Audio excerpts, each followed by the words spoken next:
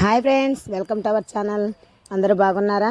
ఈరోజు మనం ఎంతో టేస్ట్గా ఉండే కందిపప్పుతోటి ఎండుమిర్చి వేసి పప్పులు పెట్టుకుందాం రండి. ఇందుకు కావాల్సింది కందిపప్పు, ఎండుమిర్చి, టొమాటో, ఆనియన్స్, అంతేనండి.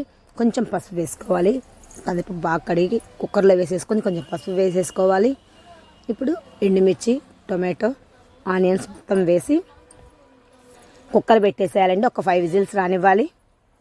ఓకే అండి, 5 విజిల్స్ సరిపోతుంది. చూసా, ఉడికేసాయి మెత్తగా. తర్వాత కొంచెంగా చింతపండు వేసేసి కొంచెం ఉప్పు వేసి మెదుపుకోవాలండి. మరి అంత మెత్తగా ఏం అవసరం లేదు. అలా కచ్చాపచ్చగా మెదుపుకొని స్టవ్ మీద గిన్నె పెట్టేసి అందులో ఆయిల్ వేసేసుకోవాలి. ఆయిల్ వేడయ్యాక పోపు దినుసులు, కొంచెం వెల్లుల్లి రెబ్బలు వేసుకోవాలి, ఒక 4. తర్వాత ఆనియన్స్, కరివేపాకు వేసుకొని బాగా వేగనివ్వాలి. బాగా వేగిన తర్వాత మనం ముందుగా పప్పు పక్కన పెట్టుకున్నాం కదండి, అది మొత్తం తీసుకొచ్చి ఇందులో వేసుకోవాలి. 1 టీ స్పూన్ వచ్చేసి నెయ్యి వేసుకోండి, చాలా టేస్ట్గా ఉంటుంది పప్పులుసు. ఓకేనా? వేసేసుకొని కలిపేసుకోండి. చూడండి, చాలా బాగుంటుంది. ఈ వీడియో మీకు నచ్చినట్టయితే లైక్ చేయండి, షేర్ చేయండి, సబ్స్క్రైబ్ చేయండి. Thank you.